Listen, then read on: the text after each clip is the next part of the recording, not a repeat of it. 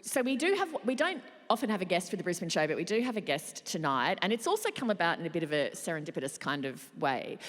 During COVID, everyone who listens to the podcast will probably know we banged on quite a lot about our, concern for the arts, and that the arts wasn't. We're very concerned for the arts during this troubled time. Periodically, we got together via Zoom to fret about the arts. And to try to sort of show our support and to remind people to support artists, when we tried to get a couple of Chat 10 shows happening in Sydney, when we were trying to surprise each other, one of my surprise guests... was doomed, of course.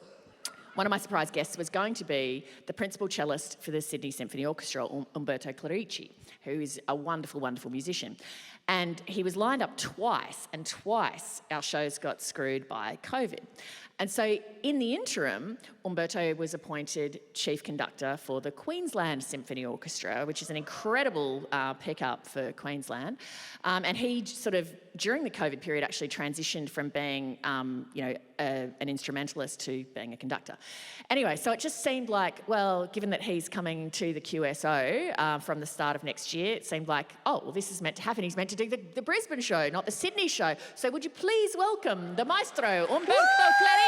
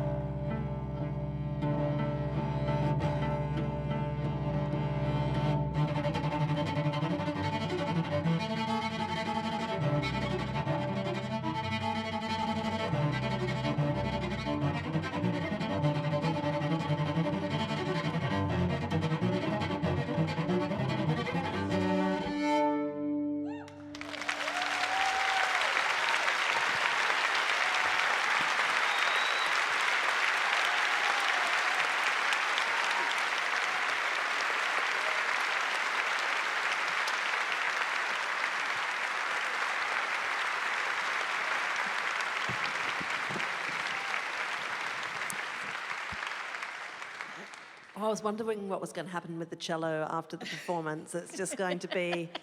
This is like Richard Tognetti with his $50 billion violin that just sort of went on the floor after the performance, and every single person's going, oh my God, mate. I notice he's keeping it well away from you. He is. And that... Also, this is not a microphone cable. It's a chain, so actually it's attached to my femur. Is that a terrifying instrument that you have to keep with you at all times? Is it, I mean... You know what? In theory, yes, but violinists are obsessed about... Right. Obsessed. In a way, if you think it's true, imagine a burglar comes into a place, they don't know what is it, they don't know how much it costs. You see a TV and a computer and a Rolex. I don't have a Rolex, but I probably should buy in order to mischief. And then they see a violin, they don't know it's a violin, but it's quite, it's a nice place, let's take it. They see this in a box, say, I don't know, I'm not sure I can sell this. Yeah. So, also, when you walk down the street with this in a carbon fiber case, you can't really, sometimes in buses, when I took the bus and they ask, it's a nice bag. Yes, it's a nice bag. I'm a Ninja Turtle too. It's like, so I'm not obsessed because it's hard work also for a burglar, not just for me to travel with it. Yeah, you're not getting it easily out the window, are you? It's going to be quite a bit of effort. Imagine what the piccolo players must be like, just like absolutely pissing themselves the whole time with their $1 billion, priest carved piccolo. No, I'll stop that there. So why, with all the technology that we've got today and all of the amazing things that we can do, why for musical instruments is still having an old musical instrument the primo thing? I have my own idea. I played many different cellos until I could afford to buy one, old. The first thing is physical, in the sense that the wood gets drier and drier, lose all the resins and water, so it becomes more Until and you more... move to Queensland, mate. Yes, yeah. That's... Exactly. He's having a second youth in Queensland. He's 300 years old, now so it becomes more and more hollow. The second thing is that because the vibration through the strings gets spread more and more, then it vibrates more and more. So that's physical, and it's a part of it. Another one is the craftsmanship. When you go to the countryside and there is an old farmer that looks at the sky completely clear and says, tomorrow at 12 is going to rain. And you open Google and Apple and say, no, they don't say, and tomorrow at 12 is going to rain. At the time, they knew elements like the wood much better. You cut a tree and say, this is going to be a great cello. Now we have computers, and so we don't trust anymore the knowledge of elements. And the other one is, in a way, metaphysical. Is a travel machine to me, because it comes from a time in which values were different, in which the idea of sound. It has 250 years of people playing on it. So it has a soul, traveling in a hotel, and you practice and the mute, and then you go on stage and you share with for 250. So it's not my cello, I'm his cellist. Because... That is a very beautiful way of explaining it. And I got to say, when you were just warming up, in the dressing room before, it was arresting. It just has a sound that sounds warm. It's almost alive. So you said you're his cellist, so is it a guy? Yeah, because in Italian it's il violoncello, so we don't have neutral, anything is neutral in Italy. Okay. So it's either so la viola, the viola is feminine, but the cello is... So I call him he. Now, yeah, it's got more of a man spread than a viola, I guess, hasn't it? Yeah. Well, yeah, I analyzed a few times. Because, when you come on stage as a cellist, you put the end pin down so you can turn. So with an orchestra, when you play solo, you're by yourself in front of it. And in a way, you're screened by the cello because it covers. And so it's like it's your megaphone, your voice. You don't face it, you hug it, and he is your it's not after body. I don't know how to. I invent a lot of words, so you have to be creative.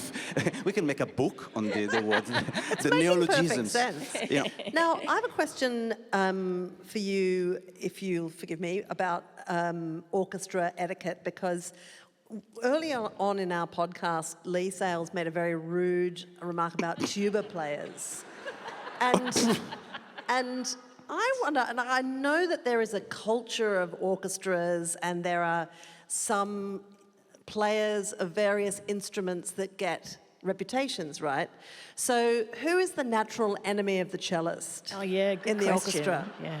Oh, Who do you laugh at? Now we have policies for everything. I think this is already legal. Oh, and now you're the conductor. I'm basically asking you to commit career suicide. It's exactly. No, usually historic is the viola.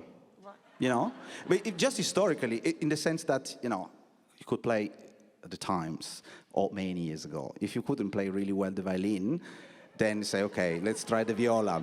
It's it's like a little bit, okay, you can really drive a car, let's try a van.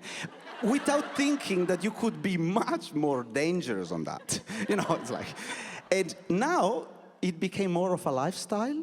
The viola, in the sense that you can hide behind these jokes and these stereotypes, Right. and practice half of the violinists, and still, you know, lifestyle, because you can have a second life. Well, I think Limelight magazine now has its splash for next week. So tell us about this transition to then being a conductor.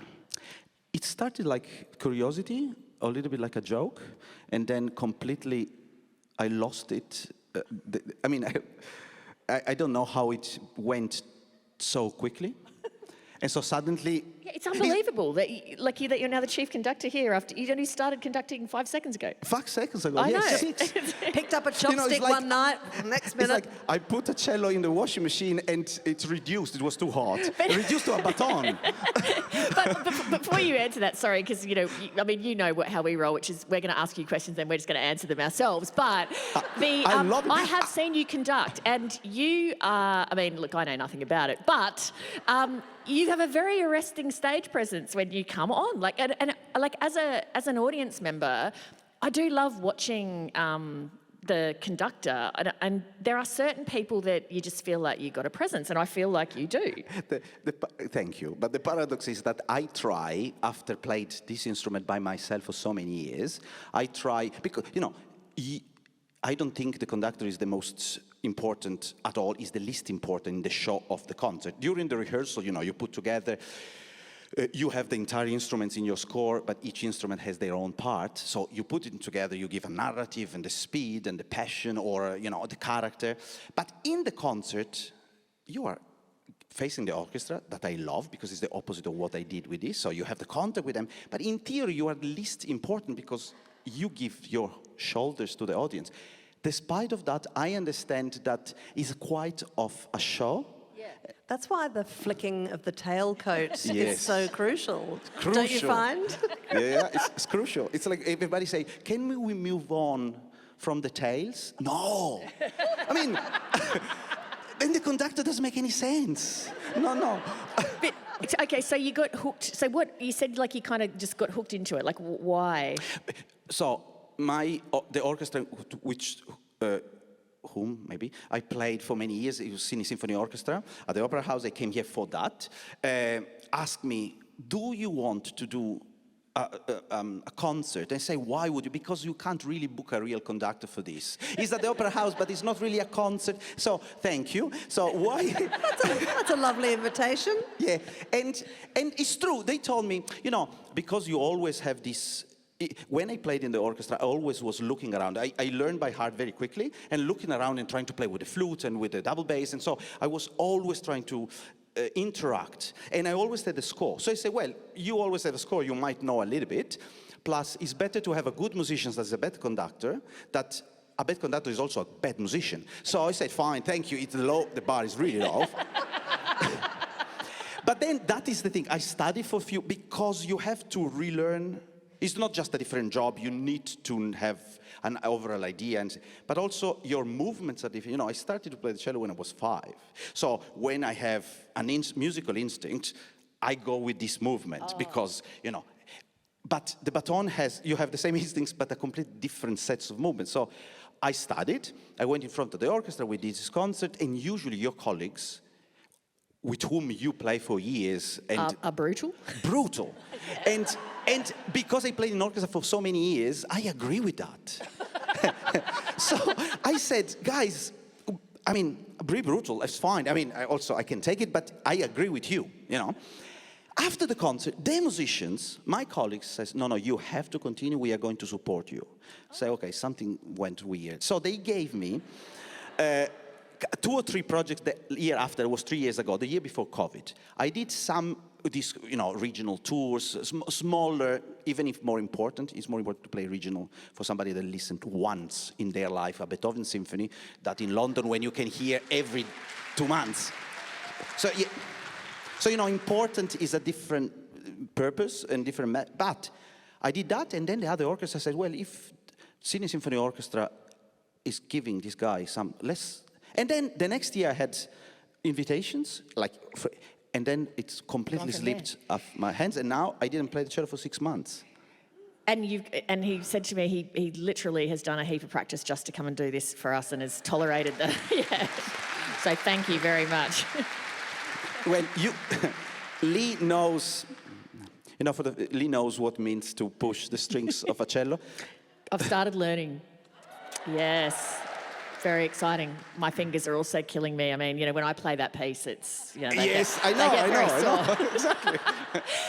So with the conducting, I mean, I ask this because, as a keen student of music, I just frankly cannot make head nor tail of what they're doing. Are there any universal kind of moves that, if you go, yes, it means something? Well, so the baton Yep. is a baton simply because the orchestra became bigger and bigger, and so some of the instruments, like horns, trombones, the percussions, are so far away that they need a point to focus their own attention, So it's a clear point, and the baton hand, the right hand usually, is the tempo. So you have to be steady because, in rock, hip-hop, you have a drum kit, but we have a timpani that's not necessarily only a drum. Sometimes you don't have a drum kit. So you need somehow a tempo, and if the bar is in, 4 movements, 3 movements. So this is independent, okay? The other hand does everything else in a way, less, more, crescendo, long, short, or if somebody enters in the wrong place, you do, oh, and then, please. Oh my God. So that's just the symbol of shame, because you're just saying, listen, you buffoon. That's right. Wrong That's right. place. Oh. Violas. Exactly. No, a more polite or political version of that is like this. It's very Italian. When you take the baton and you do with 2 hands, that is, you are in trouble. And so if you're just zoning out, I mean, now that we know each other and we're asking direct questions, Umberto, if you were, say, I don't know, incredibly hungover and you were just sort of phoning it in. The musician or the conductor? Is that as a conductor? Yeah. Yeah. So is there a sort of like autopilot mode where you're just kind of like, yes, I could be doing anything right now? No, the thing is, when you play during the concert. I mean, there's a typical thing at home is everybody's good, but then when you are on stage by yourself without a stand, you have to play.